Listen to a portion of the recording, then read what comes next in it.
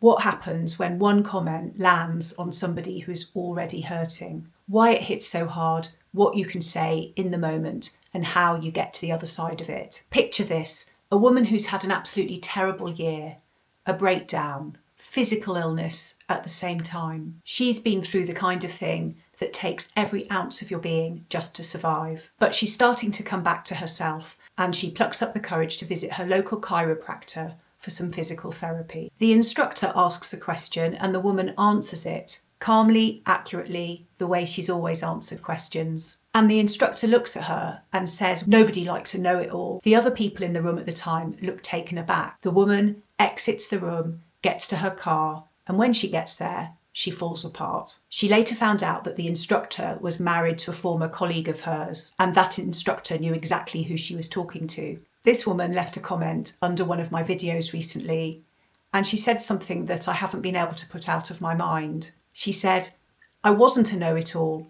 I was the exact opposite. Introverted, lacking in confidence, but competent, a quiet, good worker." This moment was over 10 years ago, and she added, "And I've never let people talk to me like that again." Her story has inspired today's video, and I thank her for sharing it, because I really think that her story could help other people in the same situation. This sort of thing happens in toxic workplaces constantly. In fact, it's one of the most insidious things about toxic workplaces, that the attacks and the harms compound on whatever else it is that you're already carrying. You're not at your strongest when this lands. You're already running on empty. And that's exactly why a comment like this hits you so hard and hurts so much. I'm going to give you some exact words to use when this happens to you, because in the moment, you're not necessarily able to string a sentence together or think straight. So I thought it'd be helpful to have some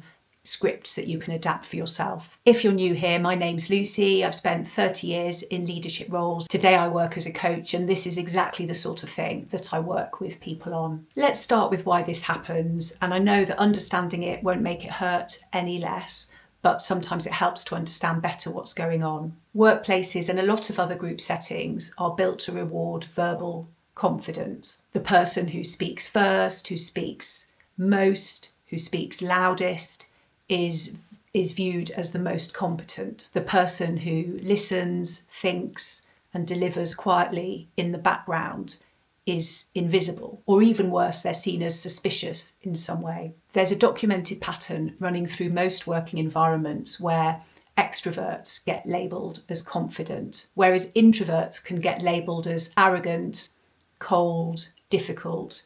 You pick your label. But both groups have exactly the same level of competence. But someone who answers questions accurately, who knows their material but doesn't make a big song or dance about it, who doesn't fill every silence with noise, gets labelled as a know-it-all. And what I want you to understand about that label is it's almost never about the person who it's being applied to. Know-it-all is code. It's code for you make me feel inadequate, or you know something that I don't, and I now feel bad for not knowing. And sometimes, as with that instructor in that exercise class, there's a completely different agenda playing out as well. That person knew exactly who they were talking to, and they use that knowledge as a weapon. That's a targeted attack, and it's worth calling it what it is. Before I go further, have you ever been called anything at work that landed so wrong you just couldn't shake it off? Maybe somebody called you cold, maybe somebody called you bossy, maybe difficult, maybe not a team player. Let me know in the comments. I'd love to learn more from you all. This doesn't just happen to one person, it happens to a particular kind of person. The people who are good at what they do, who don't need external validation to keep going. The people who aren't performing their competence for other people. They're just getting on with the job.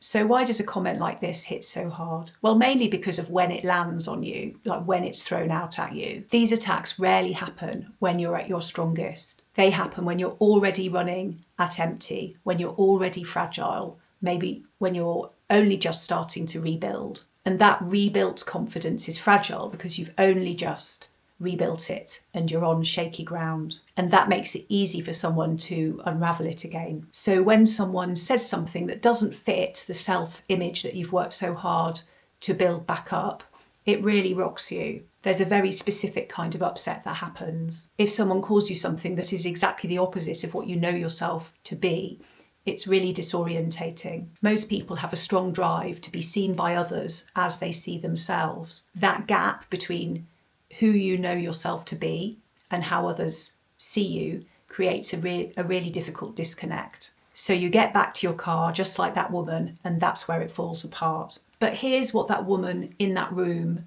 receiving that comment also noticed, that the other people with her were also taken aback. She had social proof around her that it wasn't okay. From their response, the other people were signalling that they thought the attack was unfair, but it didn't stop her taking it to heart and getting really upset. So you can know intellectually that the other person throwing out this comment was completely out of line. You can see the shock on the faces around you, but that doesn't stop you from falling apart later. And this is because, as I've said in previous videos, your nervous system doesn't run on knowing things, it runs on safety, feeling safe. And that nasty comment just made you feel very unsafe. If someone criticises something true about you, you can deal with it even if you don't like it. But when someone calls you something that's the opposite of who you are, an introvert called a know-it-all, a careful thinker called arrogant, a quiet worker called difficult, it doesn't just hurt, it disorientates you. You lose your footing in your own identity.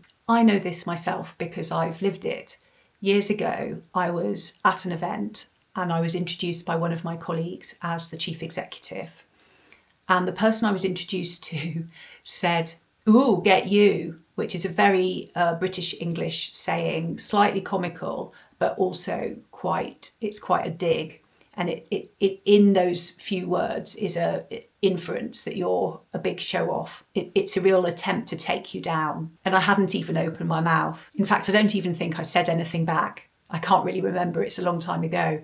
But it does make me smile now, although it does kind of niggle still, because it was so much of a disconnect from who I am. I mean, obviously the title chief executive sounds really grand. I was a chief exec of a very small charity. That was the title, and I have never bigged myself up. So anyway, they got me completely wrong, but it was just funny. But it did say more about them than it said about me. So when a comment lands completely wrong, I think it's really worth asking yourself, who is this about really? Whose story is this? Because I honestly think it's rarely about what's on the surface. I genuinely think that there's something else going on. And that person I was being introduced to at that event, I'm sure there was something else going on completely outside the event, outside my knowledge, and completely to do with them, which is what led them to say what they did to me. Okay, so what do you do when something like what happened to the viewer of my video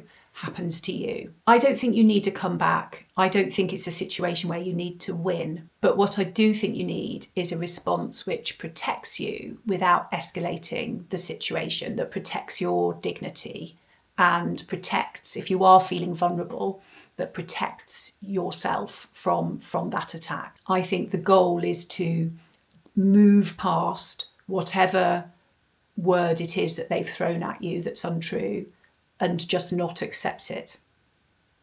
So I've prepared 3 scripts for you to have in your metaphorical back pocket. And as I've said before, I don't expect you to get them out and read them, but they might be handy to think about, to create your own version and try out if this ever happens to you. Script 1, the pause. You respond, "That's an interesting thing to say," and then silence. You haven't accepted the label. You haven't started a fight. You've made clear that you heard it, but you're not swallowing it. That silence does a lot of work and you can let it. Script 2, the clarifier. "I'm not sure what you mean by that. Could you explain?" This forces them to either double down, which exposes them for what they are, or retreat. Either way, you haven't absorbed it. Now, people who are confident in the label they've thrown at you will double down. People who know they've overstepped the mark will retreat. Either way, it's worth knowing. Script 3, redirect. "I was just answering the question you asked. Is there a different way you'd like me to respond?" Notice innocent face. This is particularly good when you've been labelled for doing exactly what you're supposed to do. You weren't the problem, you answered the question. And this response puts that on record calmly without any defensiveness. Here are some things not to do. Now, don't fall into the trap of explaining yourself. Don't say something like, well, I'm not actually a know-it-all because... The moment you start justifying yourself against that label, it's as though you've accepted it as a framing, as a way of describing you. Don't put yourself down because that reinforces the mischaracterization, and don't go completely silent and absorb it because that could lead to getting upset in the car park later. And one more thing, if there are any witnesses, like there were people in that exercise room that saw it and were taken aback, then hold on to that, because it's important information. Have you got a comment that someone's thrown out at you in the past that's still sitting with you? Maybe pause the video for a second, write it down and have a think. Was it actually true? So I promised I'd share some thoughts about how to rebuild after a situation like this. So you've got back to your car, you've had a good cry, now what? Here are some things that might actually help. Step 1, name that wrong description of you. Write down what they called you, the words they used. Next to it, write what is actually true. For example, know it all. I answered a question correctly. Arrogant. I was quiet and competent. Not a team player. I don't perform sociability on demand. The false label and the true thing side by side. And it's the gap in between those two, which is where the pain lives. But as always, putting your feelings into words down on paper reduces how intensely you feel them. Step 2, collect the counter evidence. There were people in that room who looked taken aback. That's evidence, alongside your track record, your years of quiet, careful, competent work. That's evidence. The fact that you rebuilt from something hard and showed up anyway, that's also evidence. One comment is just one comment, just a few words. You have years, if not decades, of evidence of your value. So don't let a single sentence undo all of that. Step 3, understand where the comment came from. Often a comment like this doesn't arrive in a vacuum. There's usually some kind of history behind it. A connection you didn't know about, an agenda that was nothing to do with your behaviour or you. The woman in that comment didn't know in that moment that the instructor was married to a former colleague. She found that out later, and when she did, it cast everything in a new light. When a comment lands completely wrong, ask yourself, whose story is this really? It's almost never yours. Step 4, the re-entry. The car park moment is not the backward step. The backward step would be never going back. The forward step is walking back in. Not necessarily immediately, but when you're ready, carrying your evidence, knowing what you know to be true about yourself, knowing that your presence, your quiet competence, your refusal to perform confidence for people who find it threatening, none of that was undone by that one throwaway remark. The woman who left that comment, she said that moment was over 10 years ago. She said she was confusing to people and she understands that now. And that's what it looks like when you've done the work of understanding what did and didn't happen and what it did and didn't mean about you. And the most powerful thing she said was, I have never allowed anyone to speak to me like that again. So all power to her. That's the goal. It's not to be immune to those moments, not to never have the car park cry, because we are all human, but eventually, maybe even a few years, 10 years later, to know that you will never allow someone to speak to you like that again, where you can say, I know what that was, I know what was really going on there, and I'm not going to allow somebody else's stuff that's got nothing to do with me to derail me. What I've learned from over the years of seeing this pattern play out, these kinds of comments are never about us. They're about the space that we take up. Quiet competence takes up space. Introverted strength takes up space. And some people find that threatening, not because you're doing anything wrong, quite the opposite, but because your very presence challenges something in them, and that's about them. You are allowed to be quiet and competent. You are allowed to answer questions correctly without being labelled for it. You are allowed to recover at your own pace. And if one comment sends you backwards a step, that doesn't mean you failed, it means you're human. If this video reminded you of a workplace where you're regularly misread or undermined or made to feel like a problem, and you're grappling with whether to make a move or not, my workbook might help. Should I stay or should I go? I'll put a link down below in the comments. Or if you're interested in working with me one-to-one in a coaching conversation, I'll also link to information about that. If you found today's video helpful, do like it and subscribe. I make videos every week about work, what work feels like, not the polished, superficial version, but real talk about real work. I'm so glad you found this video. Thanks for watching and see you next time.